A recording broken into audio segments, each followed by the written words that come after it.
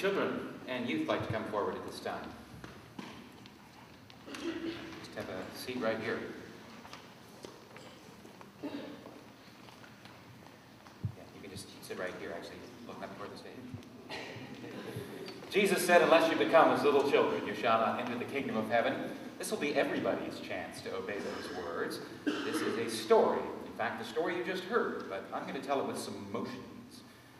So, you know, if you heard the story, Jonah was kind of a guy with an attitude problem. So when I say the name Jonah, I want everyone to go, nah. Jonah. Nah. I love working with groups that are liturgically trained. This is good. Whenever I say the name of the city Nineveh, please go, huh? Nineveh. Huh? Jonah. Nah. When I say great big fish, please go, bleh. Great big fish, bleh. Nineveh. When I say the Lord, the God of heaven, and I have to use all of the words, please go, ooh. The Lord, the God of heaven.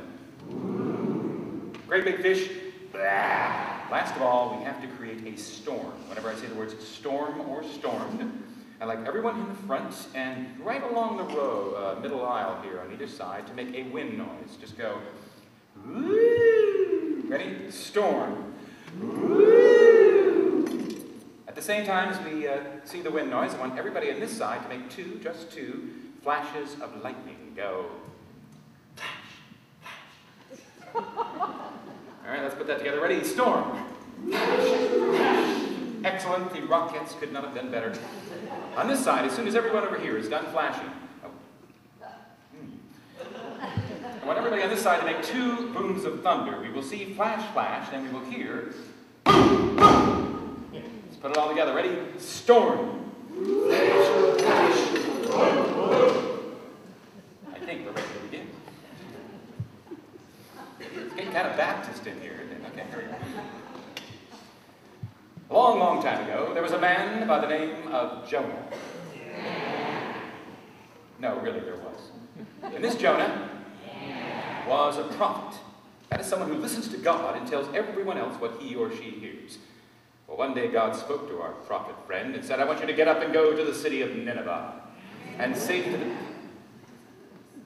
He said, I want you to get up and go to the city of Nineveh and say...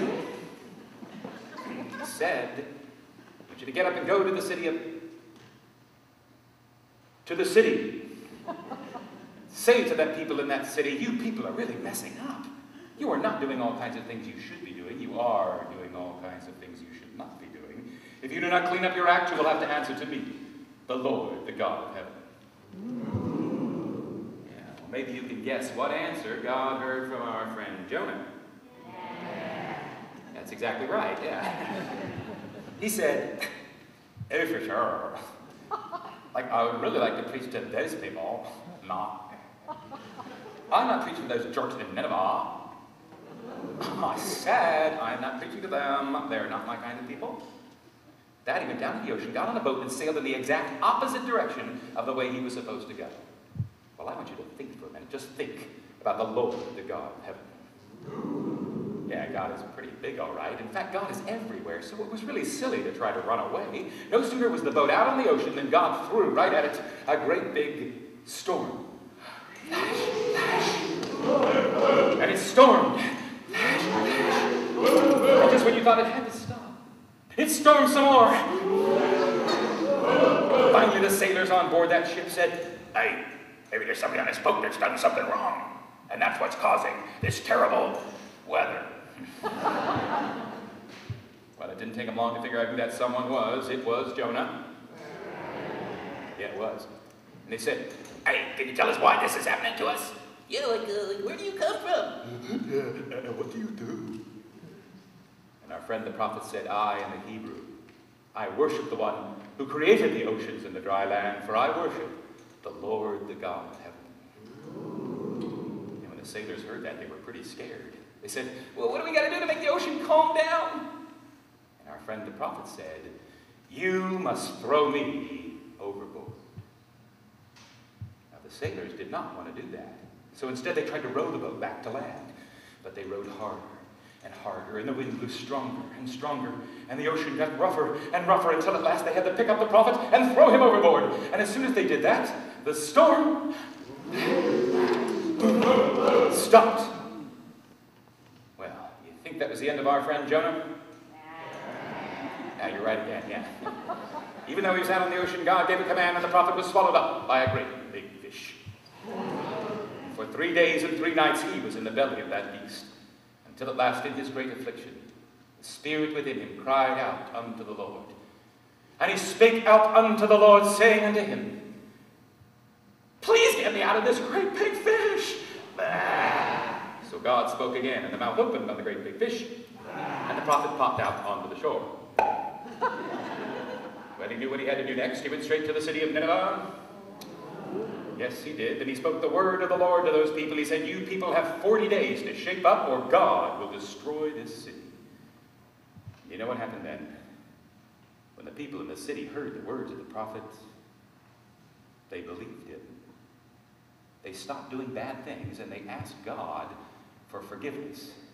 And as soon as they did that, God forgave them. You know what our friend Jonah said when he saw that? He said, Well, God, what are you going to do that for? That's just like you. You're always forgiving people. I was like hoping I'd get to see, like trash this whole place. God said, My friend, I know this city is filled with people who do not know their right hands from their left. But they are still my children, just as you are. They will always belong to me, the Lord, the God of heaven. That is the story of how Nineveh was saved by Jonah. Because the Lord, the God of heaven, sent Jonah to Nineveh, even though the Lord, the God of heaven, had convinced Jonah to have a great fish and a storm.